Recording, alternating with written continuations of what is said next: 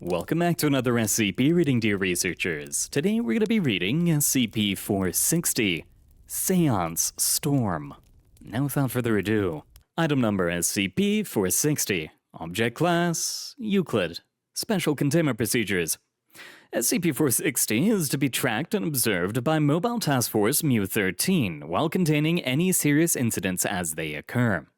All relevant information is to be transmitted, encrypted, and backed up at Site-19.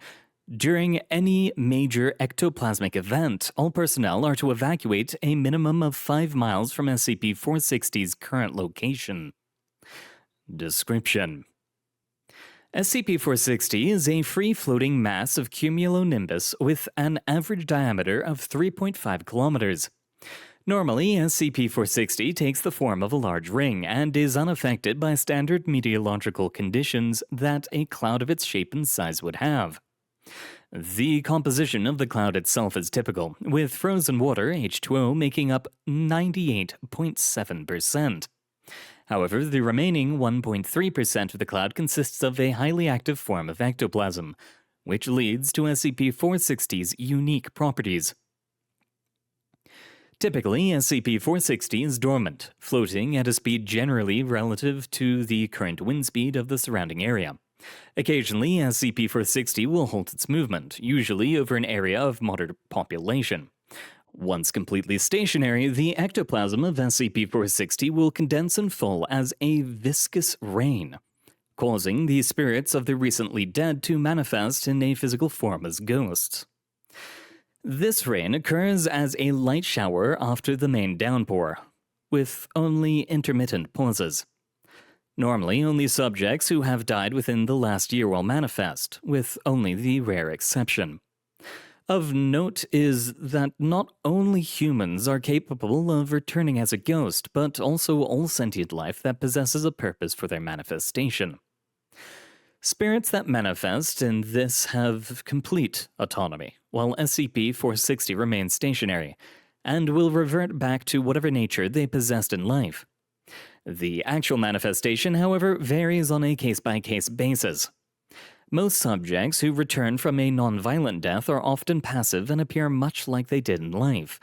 Variations occur mostly among the spirits of those who suffered a violent end, with many victims of crimes such as murder and rape manifesting as ghostly avatars of justice.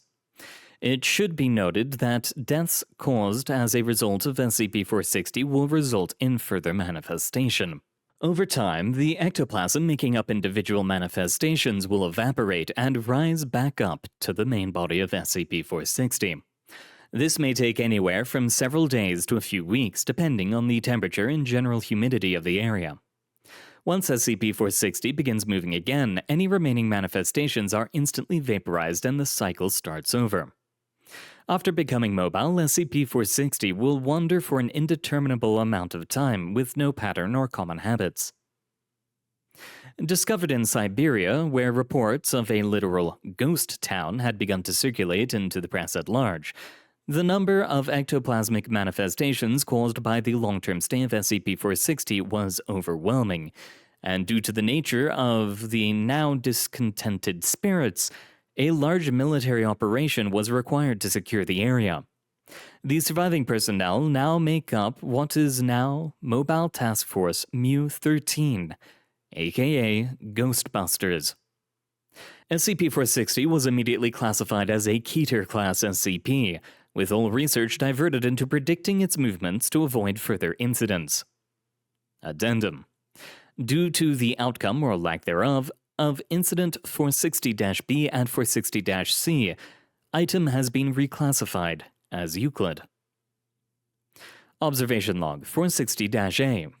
All relevant reports from Mu-13 are to be catalogued and formatted as follows. Subject: Amy Glasgow, formerly a housemaker and mother of 3. The date of death, and location are almost all redacted with the exception of it being in Liverpool. The cause of death is auto accident. Description: comparison to pre-death records showed little difference in appearance due to manifestation. Subject returned to former home.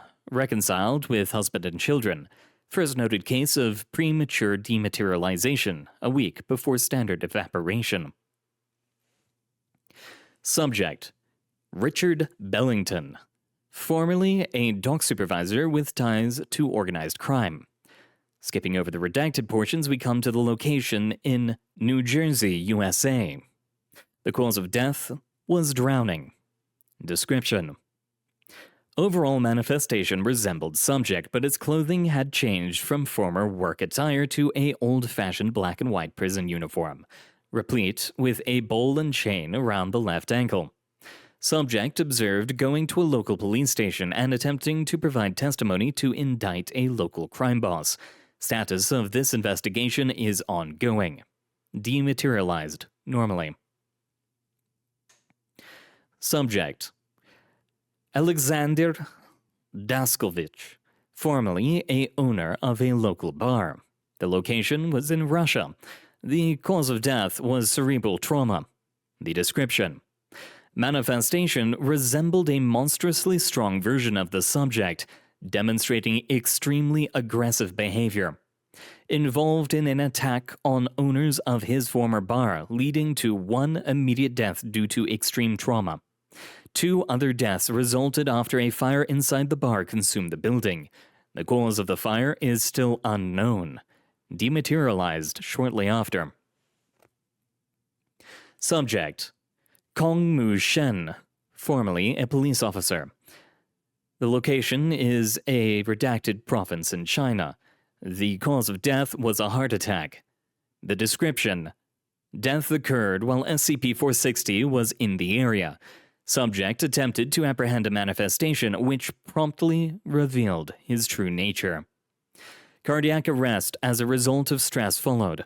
Subject manifested normally and after initial confusion proceeded to operate as a law enforcement officer until dematerialization. Subject: Alex Grahl, formerly a notorious serial killer. The date of death is still redacted, but of note, the death occurred 7 years before manifestation. The location is in Germany. The cause of death is shot to death. Description: No resemblance to subject before death. Resembled a twisted, disturbing interpretation of a Norse troll. Manifested at place of death, a hotel where the subject had been gunned down by law enforcement. Subject proceeded to murder and partially cannibalize most of the hotel's patronage and staff. Neutralized and dematerialized shortly after by Mu-13, first case of manifestation of a long-dead subject.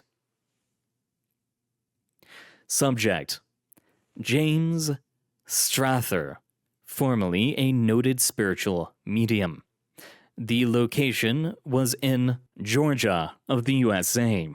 The cause of death was...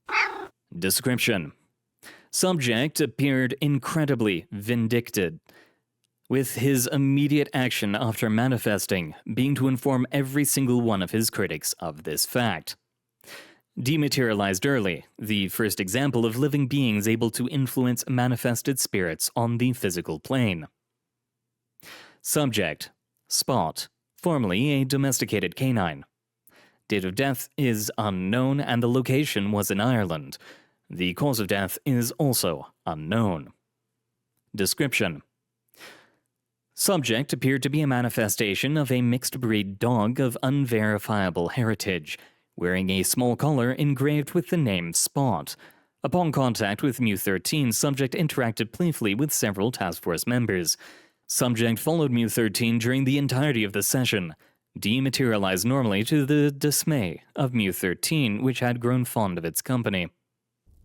And that's the end of our reading for today, dear researchers. Thank you very much for coming. It has been an honor reading for you. And to those of you who are looking forward to Those Twisted Pines, for now, I've put that on a temporary hiatus. I can't quite bring myself to reading it right now, and maybe we'll come back to it later. If not, I might throw something else in the slot that it usually takes up. For now, though, thank you very much for coming. Good luck out there, and I hope to see you all next time.